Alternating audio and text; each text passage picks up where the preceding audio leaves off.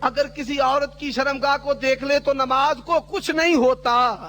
اب اس مسئلہ کو مدلل کرنے کے لیے پرائمری ماسٹر نے اطہر کائنات پاک بازوں کے امام کی گستاخی کی ہے۔ اب یہ کیا لکھتا ہے، لیکن آپ نماز پڑھاتے رہے، آپ صلی اللہ علیہ وسلم نماز پڑھاتے رہے، کتیا سامنے کھیلتی رہی اور ساتھ گدی بھی تھی، دونوں کی شرمگاہوں پر بھی نظر پڑتی رہی۔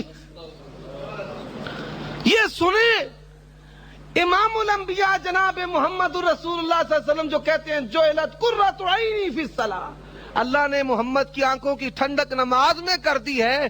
اب یہ کیا کر رہا ہے، اپنی گندی فقہ کو ثابت کرنے کے لیے رسول اللہ پر بہتان لگا رہا ہے کہ رسول اللہ نماز میں ان کی شرمگاہیں دیکھ رہے تھے۔ یہ حوالہ ہے، ان پہ لگاؤ پابندی۔ اور اسی طرح یہ کتاب ذرا دے جی مجھ کو، یہ والی پڑھی جو مجلد کتاب، یہ کتاب ہے ان کی شرح فقہ اکبر، شرح فقہ اکبر، یہ حنفیوں کی کتاب ہے۔ صحابہ کی محبت کا جھوٹا دھم بھرنے والے، اس کا جو صفحہ نمبر ہے یہ صفحہ نمبر 86 ہے۔ صفحہ نمبر 86 کے یہ شروع میں اور درمیان میں آپ پڑھ سکتے ہیں، سب الشیخین وقتلہما لیس بکفر، ابو بکر اور عمر کو نعوذ باللہ گالی دینے والا، قتل کرنے والا کافر نہیں ہے۔ یہ جھوٹی محبت۔ اور نواب وحید الزماں کے حوالے سے جو تم نے ہم پر تبرہ کیا ہے، یہ لغات حدیث مجھ کو دے دے، یہ لغات حدیث ہے۔ نواب وحید الزماں اہل حدیثوں نے لکھ رکھا ہے کہ ہم اسے بریء ذمہ ہیں۔ برے صغیر میں علماء حدیث کی خدمات محدث ارشاد الحق قصری کی کتاب ہے، اس میں وحید الزماں کے تذکرہ میں لکھا ہوا ہے کہ اہل حدیث علماء نے پرزور بیزاری کا اس سے اعلان کیا ہے۔ تحفہ حنفیہ ہماری کتاب ہے، اس کتاب پر تقریض ہے مفتی مبشر ربانی صاحب کی، شیخ الحدیث یحییٰ گوندلوی صاحب کی، اور وہ لکھنے والے ہماری جماعت کے بہت جید عالم داود ارشد صاحب۔ وہ لکھتے ہیں کہ علماء اہل حدیث ان سے بیزار ہیں، ہمارا ان کے ساتھ کوئی تعلق نہیں ہے۔ حکمت دنائی کی بات کسی کی بھی ہو ہم اس کو قبول کریں گے۔ انہوں نے حدیث کا ترجمہ کیا، اہل حدیثوں نے قبول کیا، اور ترجمہ کرنے پر ان کو بڑی تکلیف ہوئی۔ یہ کتاب ہے یہاں پر حنفیوں کی لکھی ہوئی، جی میں اس پر دکھاتا ہوں مجموعہ رسائل، یہاں پر ایک کتاب ہے وہ فصوص لکم کے ساتھ پڑھی ہوئی ہے، یہ دے دیں، یہ دفاع امام ابو حنیفہ، یہ دفاع امام ابو حنیفہ، یہ دیوبندیوں کی طرف سے چھپی ہوئی کتاب ہے۔ اس کتاب کے آغاز میں وہ کیا لکھتے ہیں، قاضی محمد زاہد الحسینی صاحب جو شیخ التفسیر مولوی احمد علی لاہوری صاحب کے خلیفہ ہیں، وہ اس میں لکھتے ہیں، ذرا آپ توجہ فرمائیں احباب، کہتے ہیں استدلال کی بجائے فقہ حنفی کے لیے قرآن و حدیث کا مطالعہ زوروں پر ہے، جس کا نتیجہ یہ ہے کہ 1200 سائل سے مرتب شدہ مسائل میں منہ شگافیاں کی جا رہی ہیں۔ کتب حدیث کا اردو زبان میں صرف ترجمہ کر کے عدم تقلید کا دروازہ کھولا جا رہا ہے۔ اب ترجمہ کرنے کی ان کو بڑی تکلیف تھی، اور کہتا ہے کہ ترجمہ کر کے حدیثوں کی کتابوں کا تم عدم تقلید کا دروازہ کھول رہے ہو۔ تو ہم نے اس کی حکمت دنائی کی بات کو قبول کیا، انہوں نے ہمارے سر مر دیا ہے۔ یہ اس کی کتاب ہے لغات حدیث، اور اس کی جلد ہے دوم، صفحہ نمبر ہے اس کا 475۔ صفحہ نمبر 475 پر وہ کیا کہتے ہیں، مجھ کو میرے ایک دوست نے لکھا، جب سے تم نے کتاب ہدیۃ المہدی تالیف کی ہے تو اہل حدیث کا ایک بڑا گروہ جیسے مولوی شمس الحق مرحوم عظیم آبادی اور مولوی محمد حسین صاحب لاہوری اور مولوی عبداللہ صاحب غازی پوری اور مولوی فقیر اللہ پنجابی، مولوی ثناء اللہ امرتسری، شیخ الاسلام وغیرہ تم سے بد دل ہو گئے ہیں، اور عام اہل حدیث کا اعتقاد تم سے جاتا رہا۔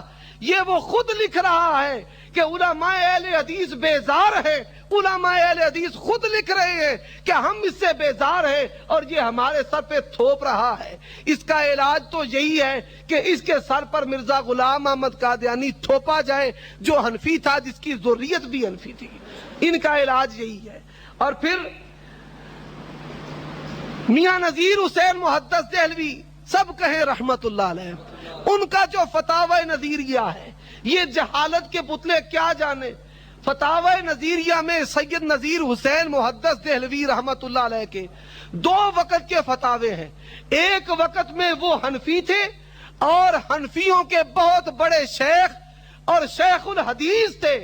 پھر جب وہ اہل حدیث ہوئے، حنفی ہونے کے فتوے بھی فتاوی نظیریہ میں موجود ہیں اور اہل حدیث ہونے کے فتوے بھی فتاوی نظیریہ میں موجود ہیں. تو ہمارے خلاف اگر تم نے پیش کرنا ہے تو قرآن اور حدیث پیش کرو. فتاوی نظیریہ کو ہم حجت سمجھتے نہیں. ہم پر تان بھی کہتے ہو، تان بھی کرتے ہو اور یہ کہتے ہو کہ یہ قرآن حدیث کرتے ہیں، اور پھر غیر مقلد بھی کہتے ہو اور ہمارے خلاف ایسی عبارات پیش کرتے ہو کہ جن کی جو صحت ہے وہ مسلم نہیں ہے. پھر اس کے علاوہ مولانا ارشاد الحق محدث اثری فیصل آباد کے جو ہمارے شیخ ہیں، ان کی کتاب کے حوالہ سے تحقیق الکلام اور شیخ کی کتاب کے حوالہ سے یہ بات لکھی ہے کہ توضیح الکلام کے حوالہ سے یہ بات لکھی ہے کہ فاتحہ نہ بھی پڑھے تو ہم کب کہتے ہیں کہ نماز نہیں ہوتی. انہوں نے وہاں پر لکھا ہے جو تحقیق کر کے اس نتیجہ پر پہنچے. جو تحقیق کرتا ہے وہ امام کے پیچھے فاتحہ پڑھتا ہے، اور جو تقلید کرتا ہے اندھی وہ امام کے پیچھے فاتحہ نہیں پڑھتا. وہ اہل تحقیق کے لیے بات ہے، اہل تقلید کے لیے بات نہیں ہے. اور یہاں پر یہ سوانح قاسمی کے ساتھ کتاب ہے، یہ مجھے سوانح قاسمی کے ساتھ، یہ حنفیوں کے بہت بڑے شیخ سید مناظر احسن گیلانی، ان کی کتاب ہے نظام تعلیم و تربیت، اور اس کا صفحہ نمبر ہے 135. اس کے صفحے پر وہ کیا لکھتے ہیں؟